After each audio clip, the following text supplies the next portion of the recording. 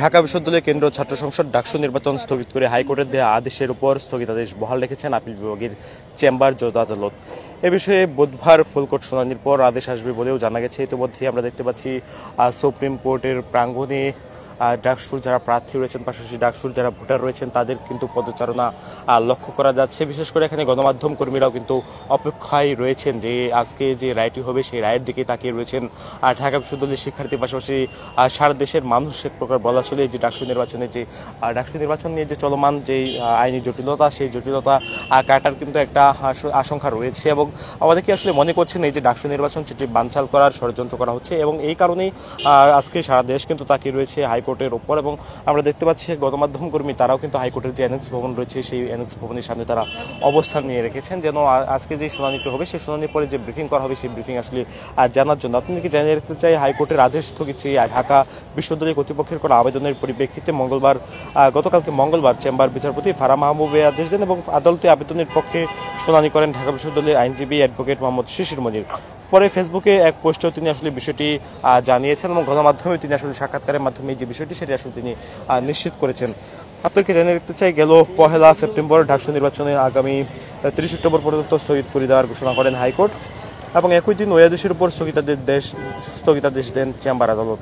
গত 28 আগস্ট ডাকসু নির্বাচনে SM ফরহাদের প্রার্থিতা challenge করে অপরাজয় 71 অধম্য 24 প্যানেলের বামজোট মনোনীত প্যানেলের মুক্তিযুদ্ধ গণতান্ত্রিক আন্দোলন বিষয়ক সম্পাদক BM ফাহমিদ আলম হাইকোর্টের সংশ্লিষ্ট শাখায় এই রিটটি করেন এবং ঘোষিত তফসিল অনুযায়ী আগামী 9 সেপ্টেম্বর ঢাকা বিশ্ববিদ্যালয় কেন্দ্রীয় ছাত্র সংসদ নির্বাচন ডাকসুর যে ভোট গ্রহণ সেটি অনুষ্ঠিত হওয়ার কথা রয়েছে। ডাকসু নির্বাচন ঘিরে এর মধ্যে ছাত্রদল, ছাত্র শিবির, গণতান্ত্রিক ছাত্র সংসদ, বামপন্থী ছাত্র সংগঠনগুলো আলাদা আলাদা প্যানেল ঘোষণা করেছে। পূর্ণ ও আংশিক মিলিয়ে এবার 10টির মতো প্যানেল দেওয়া হয়েছে এই যে নির্বাচন সেই নির্বাচনে।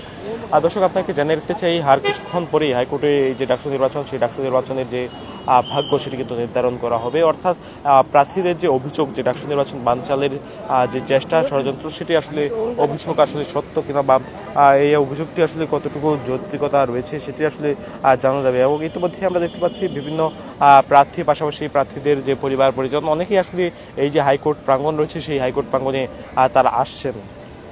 মূলত ওই যে ডাকসু নির্বাচন সেই ডাকসু নির্বাচন ঘিরে প্রচার প্রচারণায় কিন্তু মুখরিত ছিল কয়েকদিন ধরেই ঢাকা বিশ্ববিদ্যালয় এরিয়া। আমরা দেখতে পাচ্ছিলাম প্রার্থীদেরকে ভোটারদের দাঁড়ে দাঁড়িয়ে গিয়ে ভোট চাচ্ছিলেন এবং সেই বিষয় নিয়ে মূলত আজকে এই যে আপিল বিভাগ সেই আপিল বিভাগের শুনানি হচ্ছে। আপনাদেরকে জানিয়ে রাখতে চাই, ঢাকা বিশ্ববিদ্যালয় কেন্দ্রীয় ছাত্র সংসদ নির্বাচন যে স্থগিত করে হাইকোর্টের দেওয়া আদেশের উপর স্থগিতাদেশ আজ পর্যন্ত বহাল রেখেছিলেন আপিল বিভাগের চেম্বার জজ আদালত এবং আপিল বিভাগের পূর্ণাঙ্গ বেঞ্চে এ বিষয়ে শুনানি হওয়ার কথা রয়েছে। যেই জন্যই আসলে মূলত সারা দেশ বা ঢাকা বিশ্ববিদ্যালয়ের শিক্ষার্থীরা তারা কিন্তু তাকিয়ে রয়েছেন এই হাইকোর্টের উপর। এবং আপনাদেরকে আরও জানিয়ে রাখতে চাই, আপিল বিভাগের পূর্ণাঙ্গ বেঞ্চে এই বিষয়ে শুনানি হওয়ার কথা এবং হাইকোর্টের আদেশ স্থগিত ঢাকা বিশ্ববিদ্যালয় কর্তৃপক্ষের করা আবেদনের পরিপ্রেক্ষিতে আজকে গতকাল মঙ্গলবার চেম্বার বিচারপতি ফারাহ মাহবুব এই আদেশটি দিয়েছিলেন। আদালতের আবেদনের পক্ষে শুনানি করেন ঢাকা বিশ্ববিদ্যালয় আইনজীবী মোহাম্মদ শিশির মনির এবং শিশির মনির তিনি গতকালকে গণমাধ্যম এবং তার যে ফেসবুক অ্যাকাউন্ট রয়েছে সেই অ্যাকাউন্টের স্ট্যাটাসের মাধ্যমে তিনি আসলে বিষয়টি গণমাধ্যমকে জানিয়েছিলেন।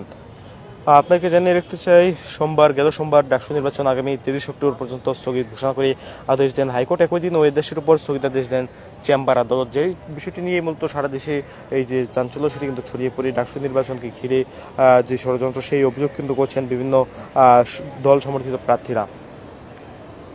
এবং আমরা দেখতে পাচ্ছিলাম যে ভোটারদের প্রচার প্রচারণা সেই প্রচার প্রচারণার মধ্যেই আসলে যে বিষয়টি সেটি কিন্তু আসলে ডাকসু নির্বাচনে ভোটারদের দাঁড়িয়ে গিয়ে অনেকে যারা প্রার্থী রয়েছেন তারা ভোটারদেরকে নানান ধরনের প্রতিশ্রুতি দিচ্ছেন যে ভোটারদের জন্য যে সকল কাজ তারা করবেন সেই বিষয়গুলো আসলে তারা তুলে ধরছেন। এবং এই যে কেন্দ্রীয় ছাত্র সংসদ নির্বাচন বা ডাকসুর যে নির্বাচন সেই নির্বাচন সংক্রান্ত হাইকোর্টের আদেশের বিরুদ্ধে করা যে আপিল বা আইনি যে জটিলতা সেটির বিরুদ্ধে করা আপিলের শুনানি কিন্তু আজকে হবে এবং আপিল বিভাগের কার্যতালিকায় এটি 1 নম্বরে রাখা হয়েছে। প্রধান বিচারপতি সৈয়দ রেফাত আহমেদের নেতৃত্বে আপিল বিভাগের পূর্ণাঙ্গ বেঞ্চে এটির শুনানি হওয়ার কথা রয়েছে এবং সুপ্রিম কোর্টের ওয়েবসাইটে এই তথ্যটি আসলে জানানো হয়েছে। এবং এর আগে গেল সোমবার হাইকোর্ট ডাকসু নির্বাচন আগামী 30 অক্টোবর পর্যন্ত স্থগিত করেন, তবে বিকেলে আপিল বিভাগের চেম্বার আদালত ওই আদেশটি আবার স্থগিত করেন। তাৎক্ষণিক হাতে লেখা আপিল আবেদনের ভিত্তিতে বিচারপতি ফারাহ মাহবুব চেম্বার কোর্টে শুনানি নিয়ে এই আদেশ দেন। চেম্বার আদালত একই সঙ্গে ঢাকা বিশ্ববিদ্যালয় কর্তৃপক্ষকে হাইকোর্টের আদেশের বিরুদ্ধে আপিল বিভাগে আবেদন করতে নির্দেশ দেন এবং সে অনুযায়ী গতকাল বিশ্ববিদ্যালয় কর্তৃপক্ষ আপিল আবেদন করেন। পরে চেম্বার আদালত বিষয়টি শুনানির জন্য আপিল বিভাগে পূর্ণাঙ্গ বেঞ্চে পাঠান। সোমবার হাইকোর্ট বিচারপতি হাবিবুল গনি ও বিচারপতি শেখ তাহসিন আলীর সমন্বয়ে গঠিত বেঞ্চ ডাকসু নির্বাচন স্থগিত করেন।